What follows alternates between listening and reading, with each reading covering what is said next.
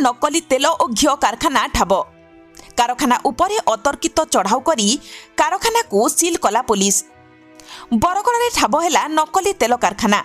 बरगड़ बरहागुड़ा पाखरे चलीथिला एही नकली तेल और घिओ कंपानी। बहु वर्ष धरी एही तेल कारखाना नकली तेल कारबार करि आसुथिला। विश्वस्त सूत्ररू खबर पाई बरगड़ उपजिल्लापाल उपस्थिति रे कारखाना को चढ़ाऊ करिथिला बरगड़ ग्रामांचल थाना पुलिस। सेठी बहु मात्रा रे नकली राशि तेल और घिओ सहित एथिरे मिसा जाउथबा केमिकल पदार्थ गुड़िक जबत करिछि पुलिस। बरगड़ उपजिल्लापाल प्रसन्न कुमार पांडे उपस्थिति रे बरहागुड़ा स्थित बालाजी नामक तेल कंपानी को सील करने सह एहार कारखाना मालिकों को अटक रखी एहार अधिक तदंत करुछि ग्रामांचल थाना पुलिस। बरगड़ रे लोकंक धर्मीय भावना को कुठारघात। देखंतु एई दृश्य को केमिति लोकंक आस्था और विश्वास उपरे खेल खेला जाउछि। एटी पूजा पाई व्यवहृत घिओ और राशि तेल रे मिसा जाउछि केमिकल युक्त पुराना ऑटोमोबाइल और ग्रीस। बरगड़ बरहागुड़ा स्थित एक प्लास्टिक फैक्ट्री भितरे चलीथिला एही नकली तेल और घिओ कंपानी।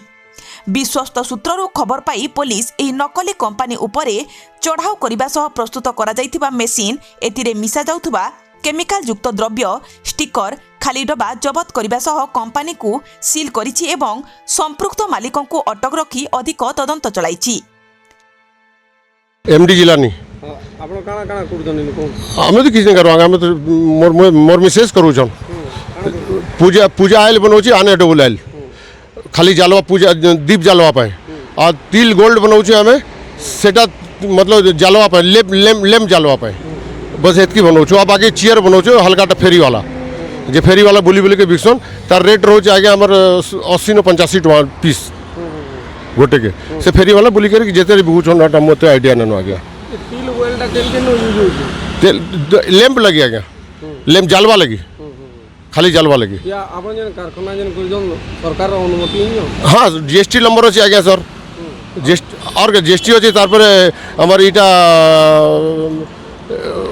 खादी ग्राम 2 ग्राम परमिशन ले छो हमें याद तो आइथिले जैसे काना बोलसन हमें नहीं जाने आगे का मुने जाने। हाँ फूड ऑफिसर बोलू थे हमको कहले फूड ऑफिसर से हमें तो जानी नहीं पड़ा किसी हमार से घिओ देख ले अनएडेबल आइल लिखा है बोल करी ओनली फॉर जलवा लगी बोल के देख ले।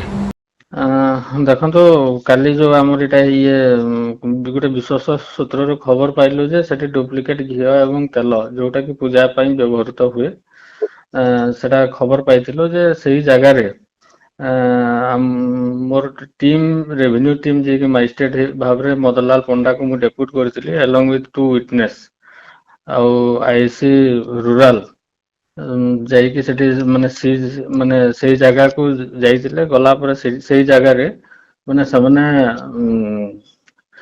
विभिन्न डबा जोटा कि बालाजी ना रे एवं तिल ऑयल ना रे से माने ये करी पैकिंग करी कि घिओ एवं तेल से प्रस्तुत करतला। किंतु प्रकृत कथा हला जे ता सामना रे से माने प्लास्टिक चेयर मैन्युफैक्चर बोली लिखी छी किंतु भितरे तार माने विभिन्न प्रकार मशीनरी पकई की डुप्लिकेट घिओ एवं तेल से प्रस्तुत करतला।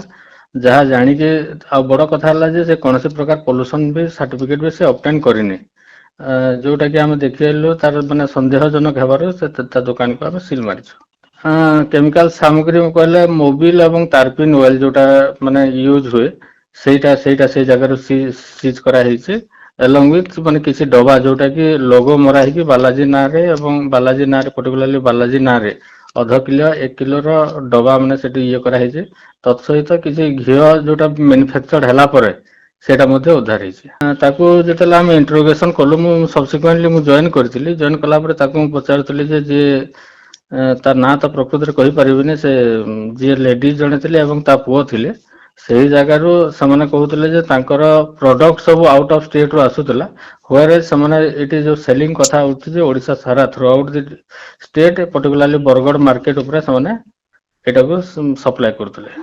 निहाती भाव रे माने देखंतो जदी हम कार्यानुष्ठान नै नथिला हम सील कर न थांतो दुकान को प्रिलिमिनरी सील कर दिया है ता अगेंस्ट निहाती भाव रे कार्यानुष्ठान ग्रहण करा जो। हां भाई बे पत्रा उतरा चल जाते एहा पूर्वरु दुई थर एही बालाजी कंपानी उपरे पुलिस चढ़ाऊ करि सारिछि।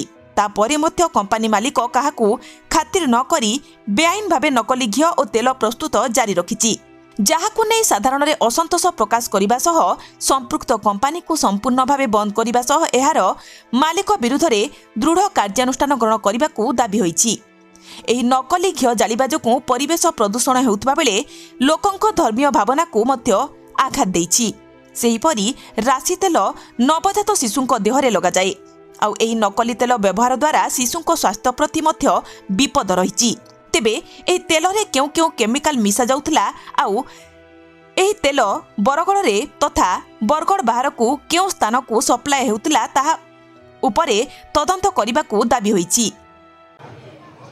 मोर ना कमल कुमार दास वार्ड नंबर 13 धार्मिक पूजा पाठ रे सेटा बाधा दौजे आर सेतिर फलस्वरूप आम जेन किसी आशा करूँ सेटा नहीं मिले कहीं करी आम शुद्ध जिनिस रे पूजा करवार कथा शुद्ध मन रे शुद्ध भक्ति भाव रे पूजा करवार कथा आम जदि सेनु ये दुकानी मानकर जरिया आम जदि अशुद्धता पाऊँ अशुद्ध जिनिस रे पूजा पाठ करूँ बोले तार किसी फलाफल आमको नहीं मिले। आज्ञा सेटा गोटे प्रोफेशन हिसाब से चलीजे से पुलिस धरवा ताकू आर फिर छाड़वा जमानत बोलिकी जेन गोटे जिनिस अच्छे ये सब खाऊे पुलिस जरिया कोर्ट के आसूचे कोर्ट नु से माने भी जमानत पाई जाऊँ तो ये तलू ऊपर तक जेन पहाज पहाज करी जेन जेन लांच खाऊन माने किसी पारितोषिक नहीं जाइए जेन बंद कर देउछन इटा समाज के क्षति करुछि। धर्म भावना रे जेन माने बाधा उपजाउछन से मानकू ई काम रु निवृत्त करी करी पुनर्बार ई काम रे नहीं रहबे सेति विचार करबार कथा आउ नहले समान को नहीं छाड़बार कथा बाहर के। देखुन इटा आजिर कथा नुहे से विगत किछि वर्ष आगरू भी ई सबु जिनिस चलुथला बरगढ़ रे किंतु प्रशासन बारंबार कहला परे भी काहे थी लगी से मानकु अरेस्ट ने करबार बोध हुए प्रशासन ताकू डरुचे कि या तो फिर ताकनु किछि पैसा नौचे सेथिर लई बोली करी छाड़ी देउतबा हमर जहाँ अनुमान है। किंतु इथर जेते बेले धरा है प्रमाण सहित जदि तार उपरे कार्यानुष्ठान ग्रहण न करा जिबा तो आमे तार लगी बड़ भाव गोटे आंदोलन करमु। निश्चित रूप से देखुन जेहेतु आमे छोट छुआ जन्म है कि सबू जगार सबू माँ बापा बुढ़ा बुढ़ी माने छोट छुआ मानकू राइस तेल ही बेसी कर व्यवहार कर मखासन कारण ताकर देही सुस्थ रहा बोलिकी आउ से राइस तेल ही जदि मिलावट होचे बोले से छुआर भविष्य काण बा तार देहीर अवस्था काण है।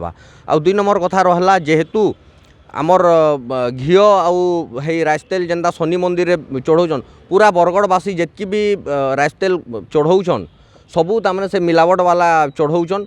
आउ इथि खाली आपण माने जेनटा खबर पाइछन सेटा नुहे से तार संगे से जेन केमिकल बोलुचन से ग्रीस बोलुचन तार संगे आमे जेनटा खबर पाउछु गाईर चर्बी भी मिसा होजे बोलकर आमे खबर पाइथिलु आगुरु थरे दुई थर आमे प्रशासन के भी जनइथिलु किंतु प्रशासन तार उपरे कार्यानुष्ठान ग्रहण न करिथै। तो आपण माने बरगढ़वासी तथा जेन माने ई घिओ आउ तेल व्यवहार करछन से माने टिके सचेत रहून।